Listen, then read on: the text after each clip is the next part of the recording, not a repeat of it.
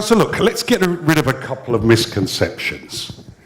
It's interesting, when we come to Gambia, when we come to Africa, we don't need to settle for second best. I don't believe in this, that it's Africa, so it's not working. We're as good as we believe we are.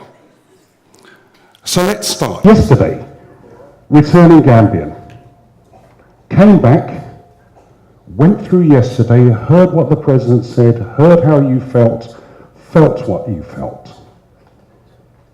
This is a pivotal moment for Gambia. This opportunity may never come again. But some observations and reflections on yesterday. I went around, I spoke to as many of you as I could. When I came in this morning, I spoke and listened to as many of you as I could. I asked a very simple question. What brought you here? What are you looking for? You told me hope, inspiration, leadership, direction, a way forward. Fabulous. But here's the truth. This isn't going to be done by the president, the cabinet, the ministers. This is your opportunity.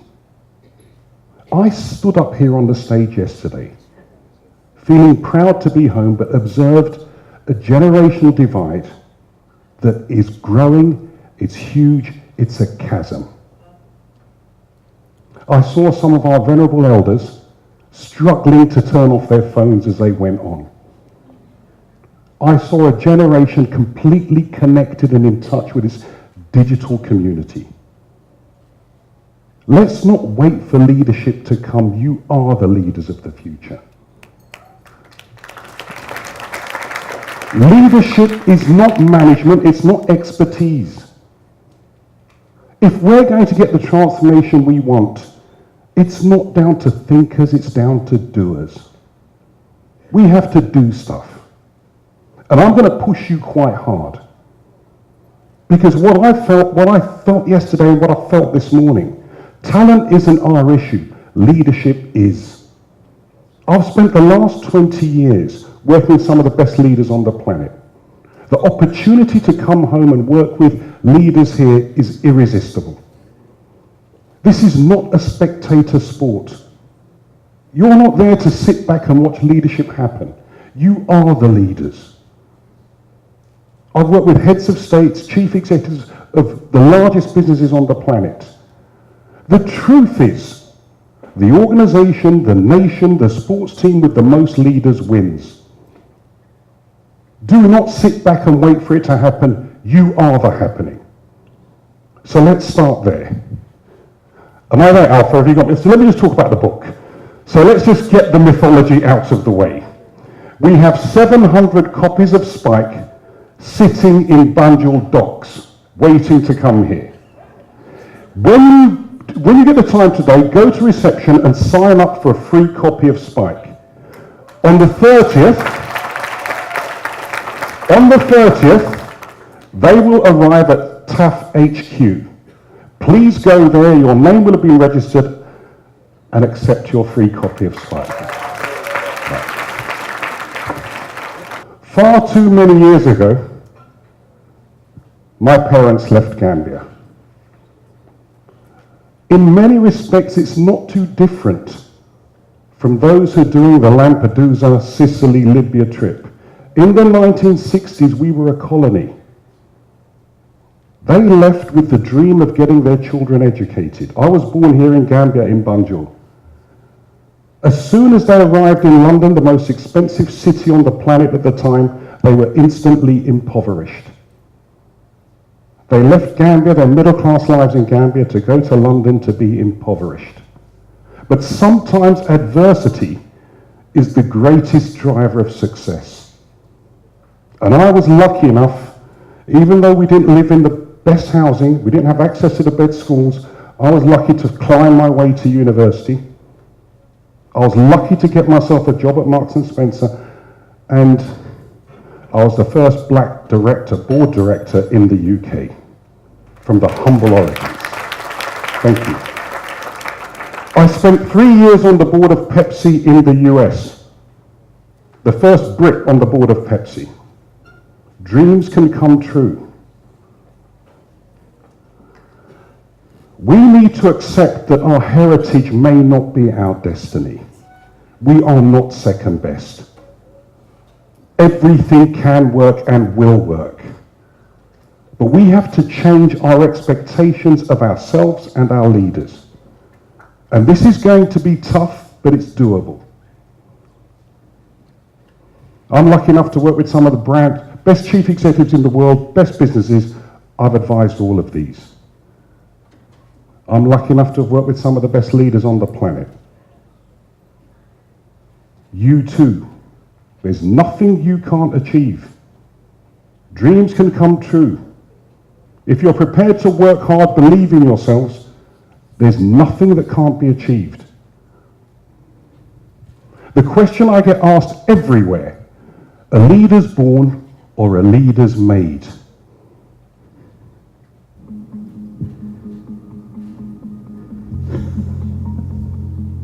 Oh, it's a difficult one.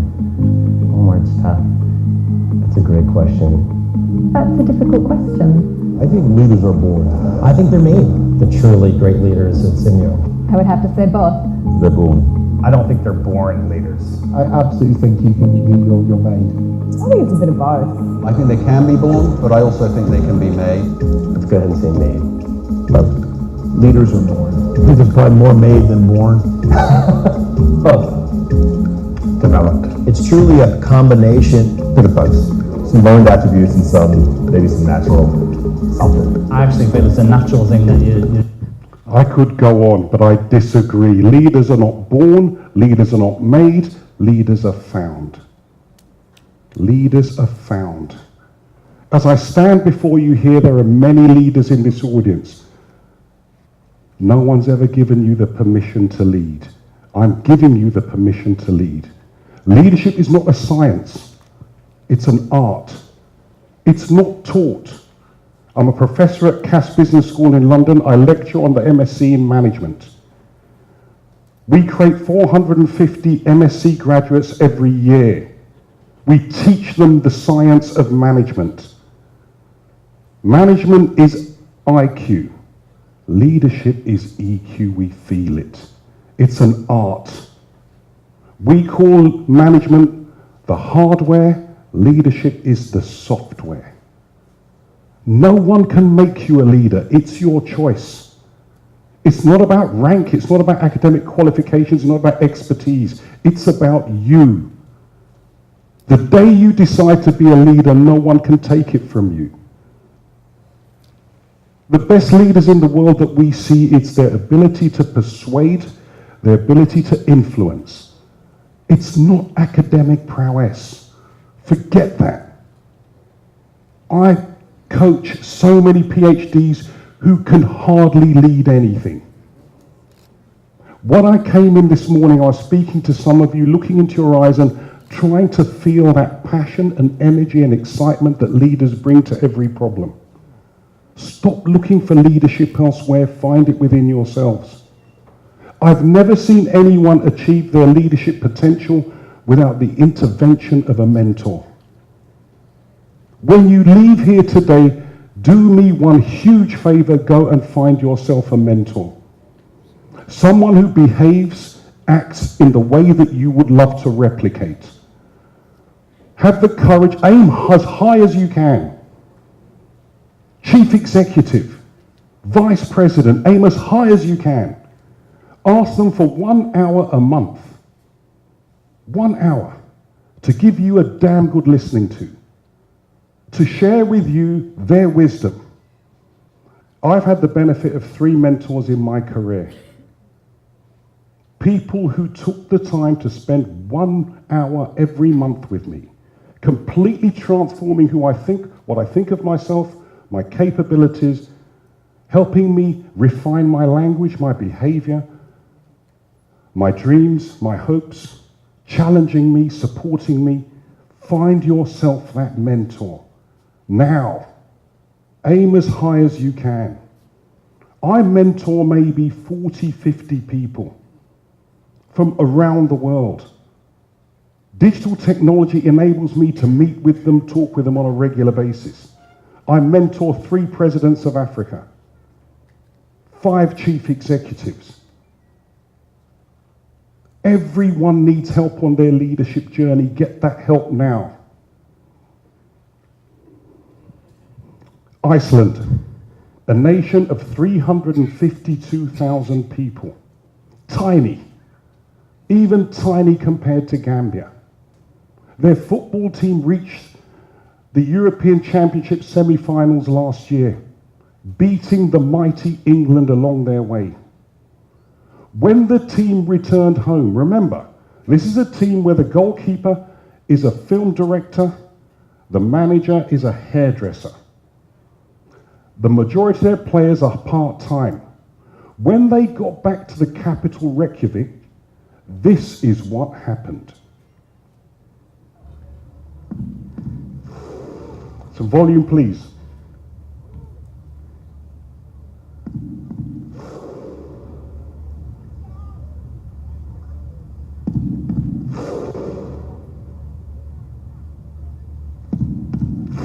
One-third of the nation came out to welcome the returning hero.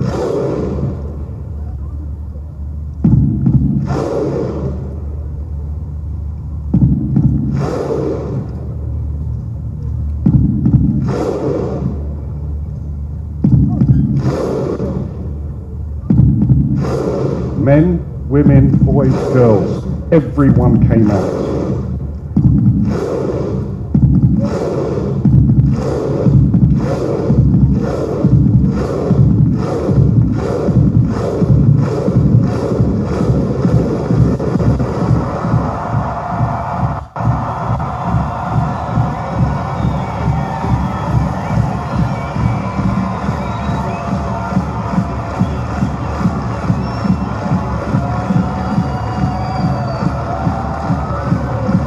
No one who was there will ever forget it. Those players will never forget it. I believe because of this, the positivity, the catching people doing things right, the gratitude, just the recognition, they qualified for this year's World Cup, the smallest nation to ever qualify. The lesson I want you to take out of this, every Icelander turned up. Beyond gender, beyond race, beyond ethnicity, beyond religion. We are stronger together. Divided, we fail. United, we can do things that everyone said was impossible. These guys tried their best and just failed in the semi-final. The reaction of their nation was to praise them for having done their best. What do we do when our people try hard and perhaps don't get there? That instant reaction is everything. This is where leadership comes in. Do we fuel our people to try harder again for us, or do we greet them with cynicism? We have a moment. We have a moment. It's a moment for optimism, hope, and positivity and joined up thinking. Let us not miss this opportunity. We're living in a 2-speed world, which I shared with you yesterday. But we need to understand that not everything old is bad and not everything new is good. The combination of the both is what will empower us.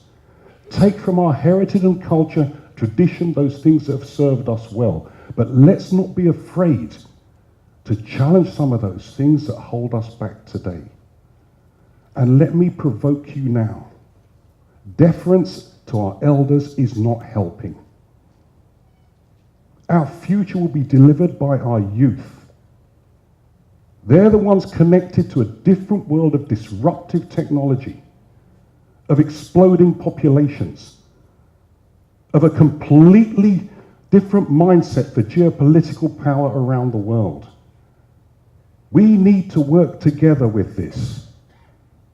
There is no point waiting for those with little experience of it to lead us through it. I see this everywhere in the world.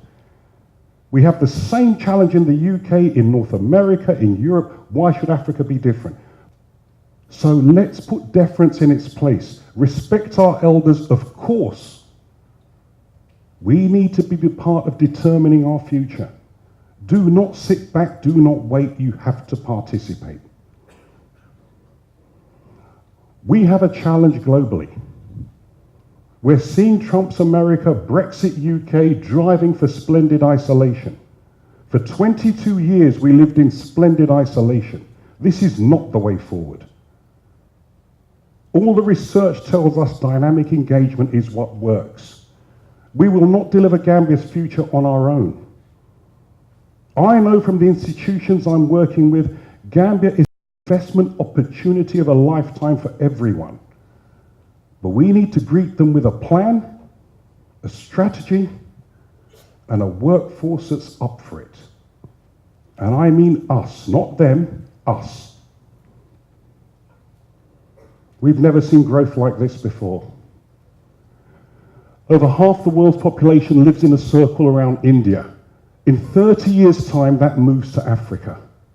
In 50 years' time, Nigeria's population will be larger than India's. We're about to see a population explosion like we've never seen the likes of before, and Africa is at the heart of it. For some, that's mind-bogglingly frightening. For others, huge consumer market opportunities. Let's think positively about what we can do and what opportunities we have. But we've got to provide 600 million jobs in the next decade globally. And remember, mankind has always managed to achieve it, and I'm optimistic that we can. Another challenge, 40% of the world's youth faces unemployment. It's not just Gambia, it's not just Africa, it's everywhere. This is a global challenge. We will not crack this on our own. We have a generation at risk. Everything is mobile now. I came in this morning, I watched my friends, my brothers and sisters there, every one of them connected to their smartphone, head down. But look, more people have a mobile phone subscription than access to safe drinking water. We have some challenges. We have some challenges. I'm at the moment advising the President of the African Development Bank, President Adesina, in the Ivory Coast in Abidjan. He has a vision for the 54 countries of Africa called High Fives. He's probably the best leader I've ever had the privilege of supporting and working with, beyond all the prime ministers and heads of state. Let's break the myth for once and for all. Africa has outstanding leaders. They may not necessarily be heads of state just yet, but we're on our way. Let's find the leaders that we need, and they may not be called chief executive. They may not be called vice president. In fact, they may not be called anything. That doesn't mean that you can't be our leaders of tomorrow. The population explosion for Africa is serious, but I believe it's an opportunity. But here are the issues. Africa's population will double by 2050. Half of all Africans are under 20 years old. 7 in 10 Africans own their own cell phone. Economic growth is blistering, at plus 5.5%. 6 in the 10 of the fastest growing economies are African. More than 40% of Africans now live in urban areas. This is a good news story that we can be part of. Stop selling ourselves short.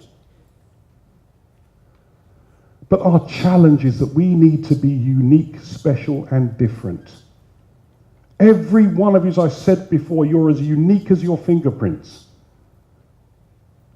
Let's understand how we make Gambia unique, special, and different. How are we going to break out from the pack? How are we going to stand alone? I advise and support the President of the World Bank, Jim Yong Kim, over in Washington, D.C. Africa is the darling of the economists. They're screaming to support, to help, to provide loans, to provide all the expertise in the world. Are we making ourselves available? Are we providing them with the confidence they need in us? Let's not leave this just to the politicians. This is about us. Let me say it again. This moment may never come again. So be the change you want to see. When you leave here today, I hope I've provoked a bunch of people to become leaders. But we're not going to do this alone. We need to be joined up. We are stronger together. We are only stronger together. 3 men working on a building site. In the burning sun, it's the toughest work you've ever seen. They're dripping in sweat. The journalist comes to the first one and says, "Why do you do this work?" "I haven't worked for 3 years. I took the first job I could get." Goes to the second one, "Why do you do this job?" "I've got a wife and 3 kids to feed. Took the first job I could get." He goes to the third one. "Why do you do this job?" He wipes the sweat from his brow. He leans on his shovel. He says, "I'm helping to build a mosque."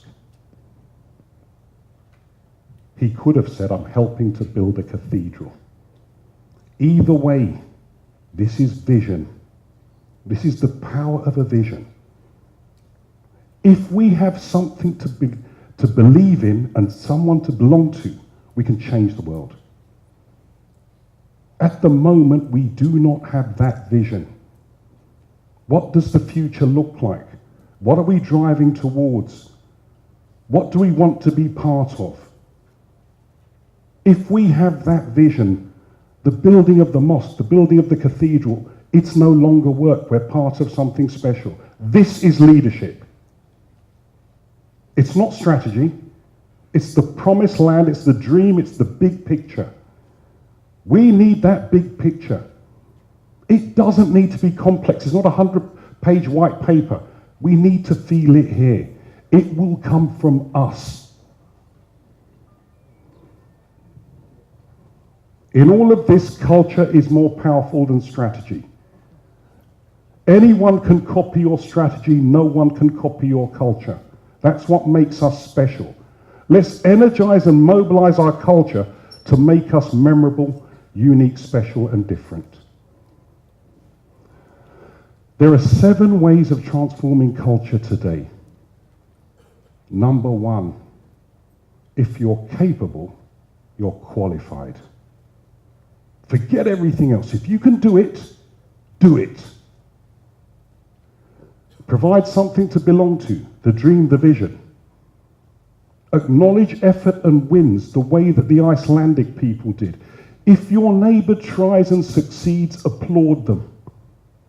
Make them feel that you care. If the child graduates, let's be there for them.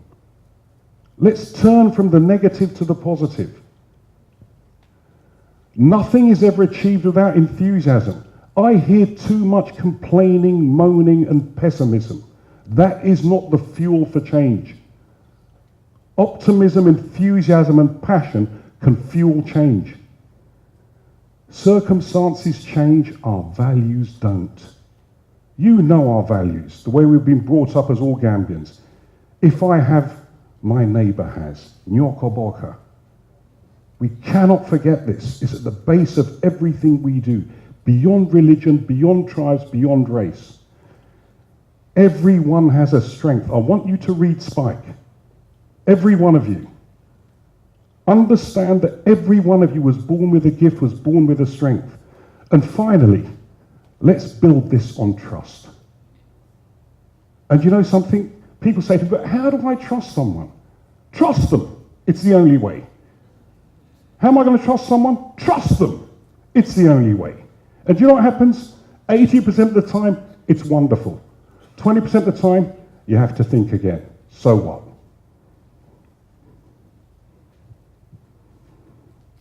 Good leaders create followers. Great leaders create leaders.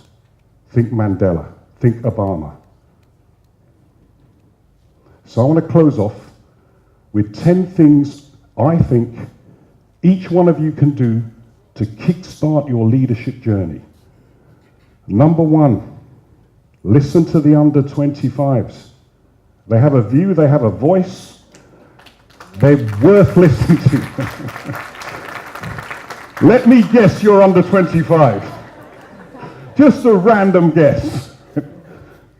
The journey we're going on is too complex for cynics.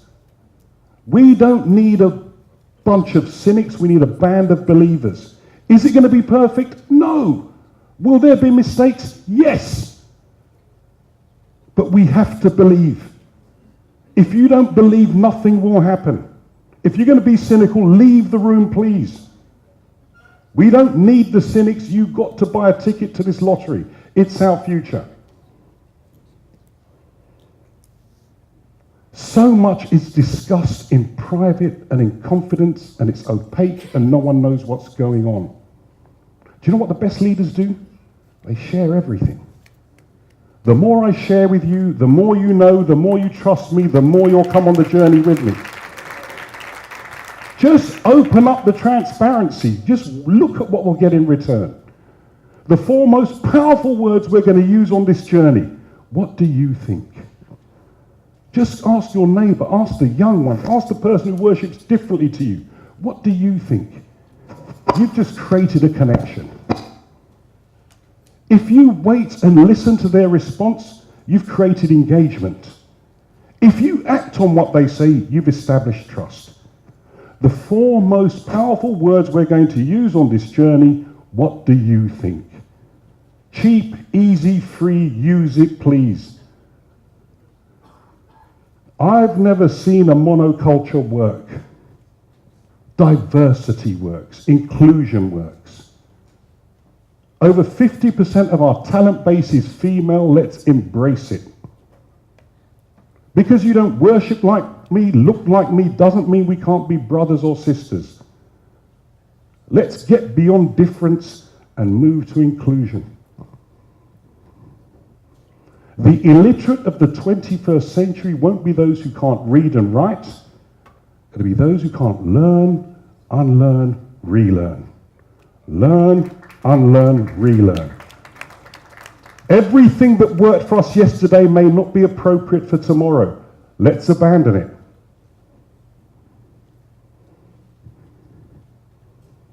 Finish beats perfect. We just need to get moving. Do stuff. Change our world. We'll refine it later. Let's get started tomorrow morning. Sometimes the role of the leader, just get out of the way. Mustafa did something amazing yesterday. He stood up here with no notes and gave us a view of the future. He's left everything he's built by his hand to others that he can trust. He's prepared to go and sit on the beach and think the unthinkable. He's getting out the way, giving what he built to a different generation of leaderships. Good leaders create followers. Great leaders create leaders.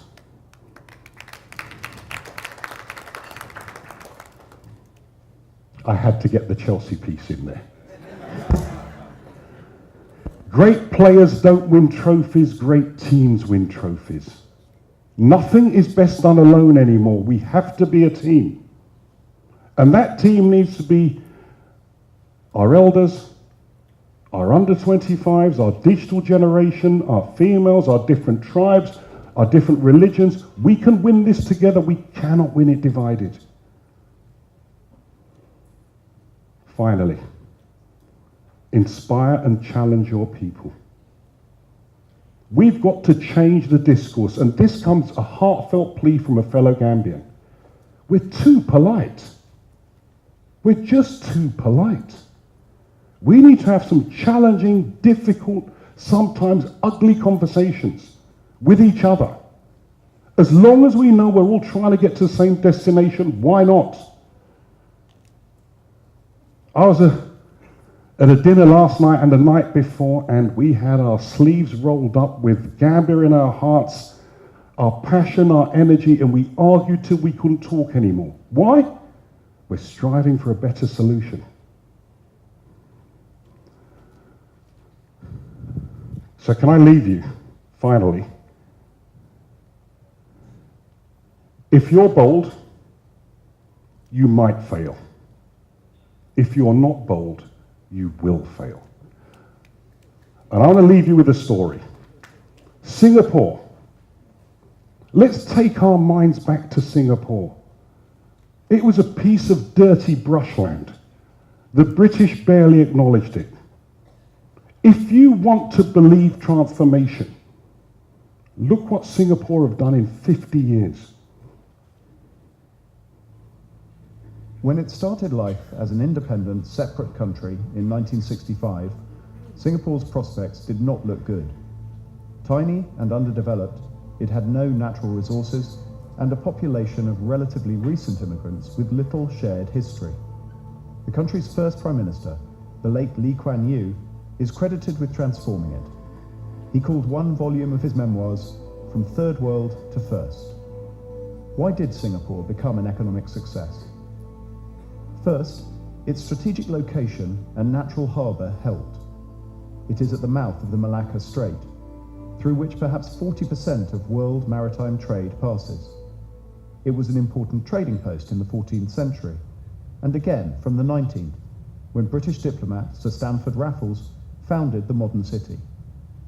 Now it is at the heart of one of the world's most dynamic regions. Second, under Mr. Lee, Singapore welcomed foreign trade and investment. Multinationals found Singapore a natural hub and were encouraged to expand and prosper.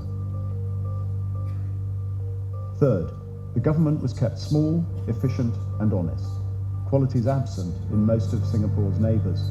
It regularly topped surveys for the ease of doing business.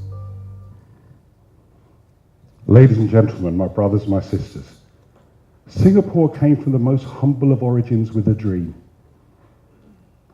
And a people that came together, they were different. Chinese, Malay, foreigners, they all came together with a dream of Singapore. If Singapore can do it, I leave with the question, why can't we? Remember, we are stronger together. We cannot do it divided. Everyone in this room is a leader if they choose to be. I wish you well on our journey. Thank you very much for listening.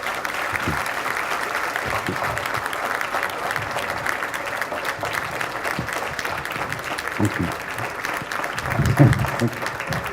Thank you. Thank you so much. Thank you. Thank you. Thank you.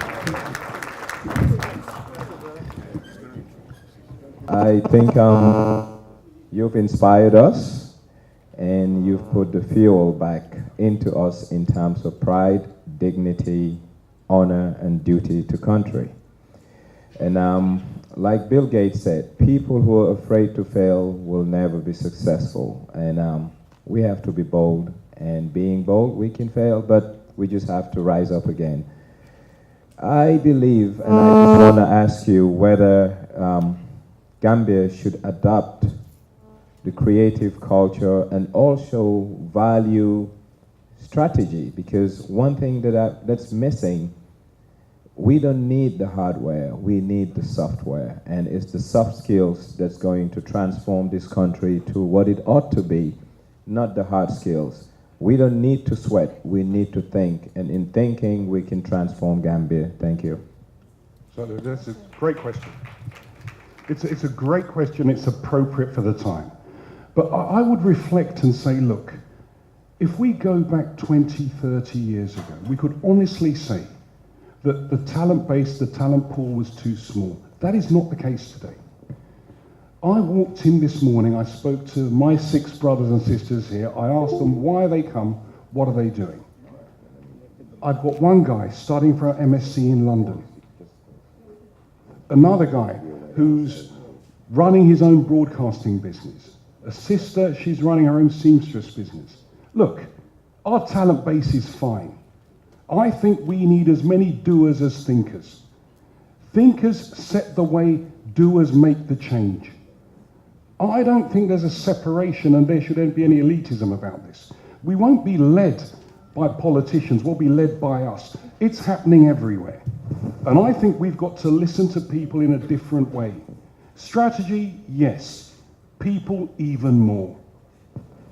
The ideas are in this room, but we're not used to listening to them. We've got to get used to listening to people who aren't called chief executive, who are not managing director, but they have a view, and that view is important. It's not what we say, it's our listening skills. What I've picked up in the last 20 years, the best communicators are the best listeners. And every now and again, we need to give those, a generation very different to us, a damn good listening to. Strategy has its place, but believe you me, the voice of the people is more important. And I think at this moment, I'm leaving here energized by the people I've spoken to. I look at the sparkle in their eyes, I feel the pump of the heart. Is it management speak? Is it beautifully crafted strategy? No, it doesn't have to be. It's a way forward. It's a commitment. It's an idea. It's an initiative. These are the conversations we've got to make happen now. Google. Google has been the most outperforming organization in the world for a number of years. It's voted the best place to work. Its profitability, its revenues are amazing. But they do some things that we could all learn from. They realize that dangerously, when they outsource their technical training and their leadership training, they'd inadvertently outsource their culture. I think we are in danger of inadvertently outsourcing our culture. What Google did, they decided to train everyone who has people reporting to them to become a coach. So you're good at helping people grow, good at supporting them. They brought the training back inside. It was delivered through their leaders. Here's a lesson for us. Every one of us who has the responsibility of people reporting and working to them, think coach. Coach your people. Let them coach their people. Let's create a nation of leaders. Let's create a nation of people that have a voice. Will they be easy to manage? No. Will there be difference of opinion? Yes. I think this is the future. It's not going to be nice, normalized, pleasant, patient, polite. Transformation isn't like that. It's about having the ugly, difficult conversations, openly over dinner, listening to our children, let them challenge us. Let people who look different to us, who worship different to us, hear their voice, let them challenge us. The more we listen, the more we share, the better we get. We don't need a violent revolution, we need a thinking revolution. And we can do this together. I've seen it happen before. I've seen it happen around Africa. Let me say it again. We're a little too divided and a little too polite. This can be done. And you're probably getting my passion and my enthusiasm for it. We can do this. Good morning, everyone.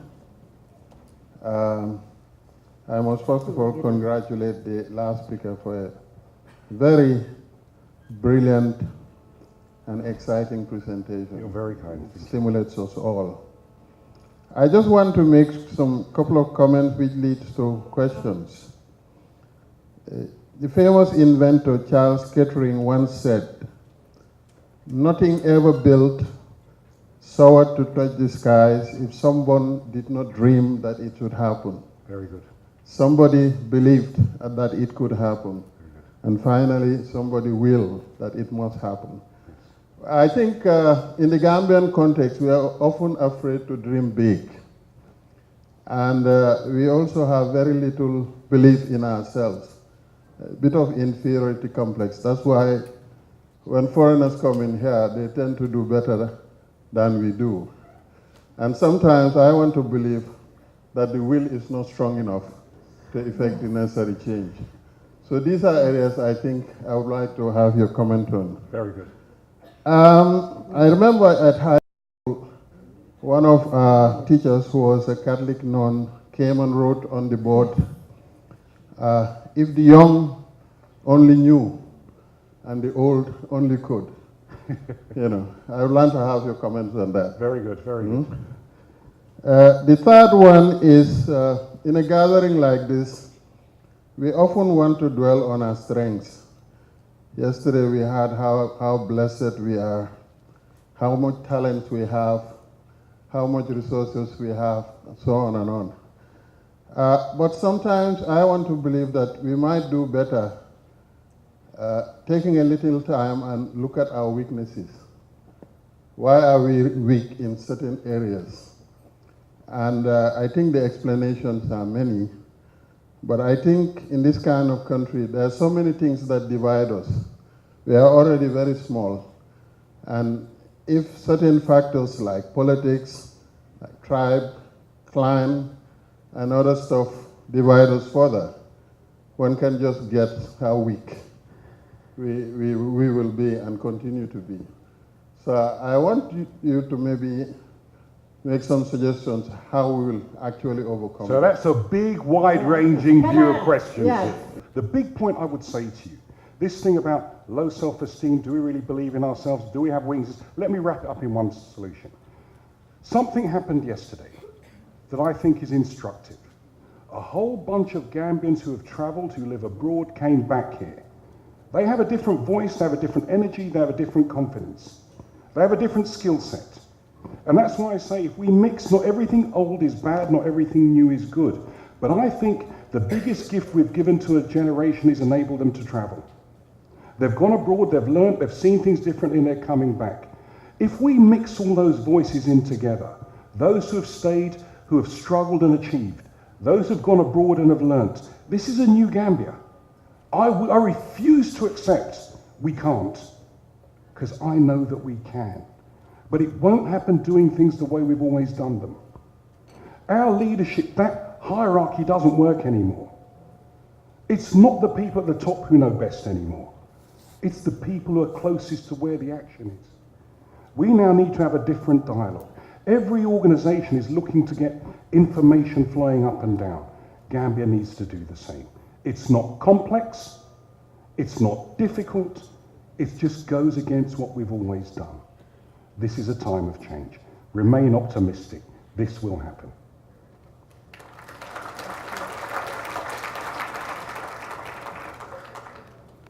Good morning, everyone.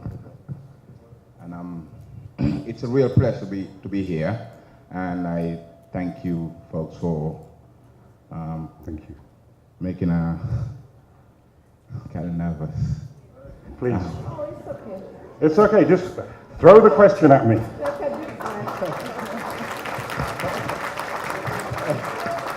You're nervous because it's important. Absolutely, And it matters. you are right. And you mentioned something about a mentor. Yes. I had one in the UK. I'm a Yes. careers guidance advisor. I work in a school Yes. in Birmingham. Yes. And my mentor asked me, what did you want to do in the Gambia? Do you want to build a school? Do you want to build a center? Do you want to... I said, well, actually, I need to create an opportunity for lifelong learning. Yes. How about we build a library? Yes. A library that's significant Yes. and symbolic to anyone who Wonderful. wants to learn now and for the future. Yes. And then create a platform where everyone, the youth will come. But I want people to borrow tools as much as they can borrow books. And I hope that we can realize this. Sorry about this. Look, what you say makes perfect sense. Perfect sense. And you know, just on a reflection, this is what I mean by he cares. It matters. It's not words, it's passion, it's feeling. You could feel it from him. If we looked at what all of us have done over our collective careers, have found a way of bringing them all together in a repository and sharing that learning amongst all of us, you know what? We become world class. Give the man another round of applause, please.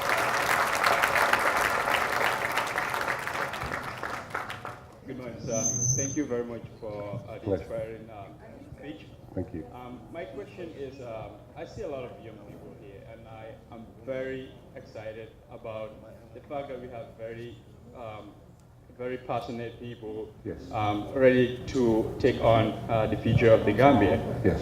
My question is, how do we get the older generation to be to get the young people involved, like allow them to participate, like some of the things that you're saying. How Yes. do we get them to get to this culture where they allow people to get involved, to build teams, to work as teams, not as individuals? Like, how do we get the... So this is the killer application. If we can do this bit, you know, I was born in the traditional Gambian culture. My elders, my better, speak when you're spoken to. I know nothing, they know everything. Yes. So that's the thing. So like, how do we get... However, it's time we stop seeking permission. We don't need authorization to proceed. This is a moment. If you're bold, you might fail. If you're not bold, you will fail. We have to go to the problem. I see. Thank you. So, I have a daughter who's 28 years old sitting in front of me. Yeah. She challenges me like you'll never believe. That's good. It's uncomfortable, but it's the only way forward. That's good. Let me say it again. The best communicators are the best listeners. I reach out to all of our elders, our elder generation. Time to give a new generation a damn good listening to. They are not the enemy. They are the future. But let's start with you, the younger generation. Go towards the challenge, stop standing back from it. You have to have those uncomfortable conversations. You've got to break the protocol. You've got to say, but mother, father, I disagree. I have a point of view. It's going to be uncomfortable, but transformation is. Thank you very much, sir. Pleasure. Hello, hi. My name is Sala.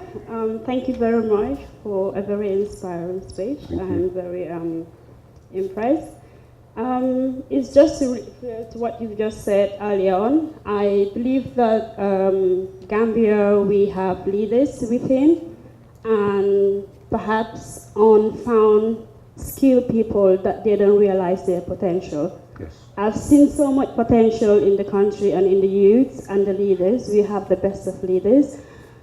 But my issue is that the lack of resourcefulness perhaps might be our challenge. We have the resources and we have the leaders, but I think it's about time that we create the environment for our youth and leaders to be more resourceful. And it's very interesting when you said about culture is more important than strategy, which I really agree with. My question today is that in this case, how do you think that we can balance culture and leadership values to help us achieve greatness and to become visionary leaders? Because it comes with just being different, being leaders. It's a great question, but let's not make it complex. So look, everybody in this room can do stuff. Stop waiting for permission and someone to do it for you. No one's going to give you the resources. No one's going to give you the permission. Take it. I was driving down by MRC, and I just saw a sign that just hit me. It said, Startup Business Incubator here in Gambia. Business Startup Incubator. So I drove down there. What is it? It's a few people have got together trying to create an environment for success. For people who have nothing but great ideas to come and try and build businesses. From nothing. Today, if you're going digital, you don't need bricks and mortar. You need ideas. You need sweat. You need to bootstrap it. No one's going to give you permission to try to grow. Get out of bed and have the ideas, like-minded people, and make it happen. No one gives you business success. No one makes you a leader. It starts with you. This is the thing we've got to change. We've been given a colonial dependency culture. It's time to throw it away. When I saw that startup incubator in my birthplace of Gambia, it's already started. Don't wait. Start. Find 3 or 4 like-minded people. Decide what you're going to do and give it a go. The environment is changing. No one's going to give you permission. No one's going to give you resource. Demonstrate you're a leader by starting it yourself. It's painful, it's hard, but leadership is, and it should remain so. If you become a leader, you'll have the responsibility for people's livelihoods. It must remain difficult. Because the honor we get by being leaders, the prestige we get, that means let's give it to those who deserve it. That means start this journey on your own from next to nothing. That's the most valuable lesson you can have. I've got to talk about Mustafa Njai again. No one gave him a business. No one gave him the investment. He came from the most humble of origins. If you need a close proximity role model, there is one there for you. He had nothing but a dream. The effort, the energy, and the desire. The rest is history.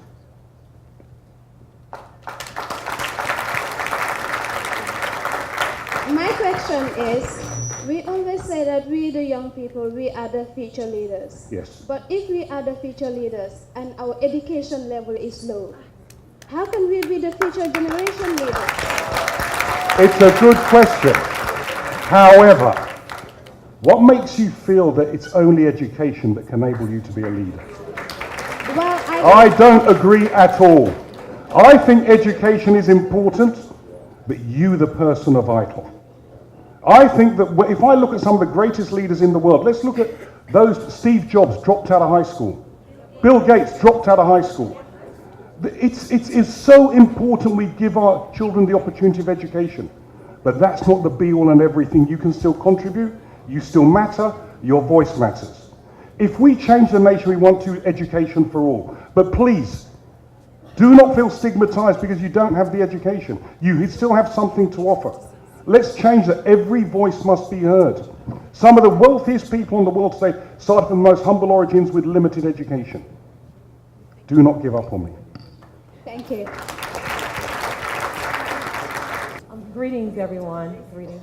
I am so pleased to stand up today as well as yesterday. Thank you. I want to say thank you to everyone in the building that's here. My name is Regina Lewis. I'm from USA. I went online and I did research on Brother René, and I'm so happy to be here in his presence. Thank you so much. I have a very important question for you, Please. brother. According to your expertise and also your experience, what are 3 ways you suggest that our youth here in Gambia and other places in Africa connect with African American youth in ways where there are no boundaries for leadership? So this is a fabulous and important and vital question. We are not alone anymore. Now this is so important. My generation is those who are physically close to us that we could engage with. There's a generation here that's gone digital years ago. Movements know no boundaries today. Black Lives Matter knew no boundaries. It doesn't recognize states, it doesn't recognize passports, it's there, it's alive. Today, our movement for the future, based on your great question, is about finding those like-minded visionaries. You no longer need to live in the same location. You no longer need to worship in the same cathedrals, mosques, temples, or synagogues. Like-minded people can mobilize like this. And some of the movements today go beyond national boundaries. This is the most exciting time to be young at the moment. And your question is superb. The diaspora, look, we've got 54 African nations. There is not a city I go to in Europe where there's not a black population. There is not a city in America which doesn't have a vibrant population. We have strong voices today. Remember our heritage that brings us together. This may well help us build a future that we've never thought about building. Our brothers and sisters go beyond national boundaries. We saw when ECOWAS came together, what it delivered for us. We have opportunities together that we haven't even started to scratch yet. Gambia's future won't be delivered by Gambia alone. There are so many of us who come from different places, our children with different passports, but we still have the shared heritage. Why can't we come together? And this is why we need a different generation that goes beyond the physical boundaries. Let's get to the emotional joining up. And I think this is the closing piece for all of us.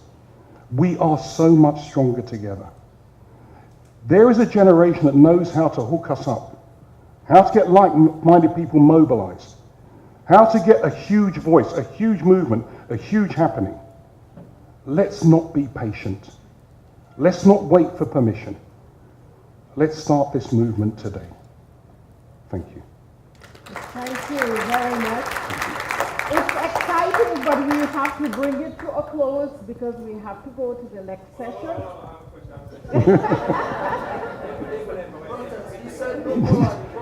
Okay. Okay. We love impatience. Mr. My brother. Go ahead. How do you convince us, some of the skeptics? Because sometimes I feel like in Gambia, I live in Dakar now. In Gambia, we have inherited this culture from our colonial masters. All talk, no show. Yanang madega. Yes. So, how do you convince us skeptics that this place actually has a future? Because some of us that live in Senegal and see how the work ethics are. We know for a fact that in our country we don't see those work ethics. We don't. So how do you convince some of us skeptics to come back to our country? So, I've got your question, but let me challenge you back. Because you know what? Challenge starts at home. You can sit there and be skeptical all you like. What will that achieve for us? All of us need to swallow this pill. It's a tough one. The easiest thing in the world is not to try. The easiest thing is to throw rocks. Our past evidence proves you to be correct. That doesn't make you right about our future. And the challenge I would have for you, leadership is not a spectator sport, it's a contact sport. I think that if you really care, which I know you do, if you really want this to change, which I know you do, then you need to climb on board and help. And I would go even further. There is no place for skeptics on this bus. We are Gambians united in our future. If that doesn't get you excited, if the fact that we can build a different future doesn't get you out of bed, if you don't believe you have something to contribute, then maybe you're right. Stay in Dakar.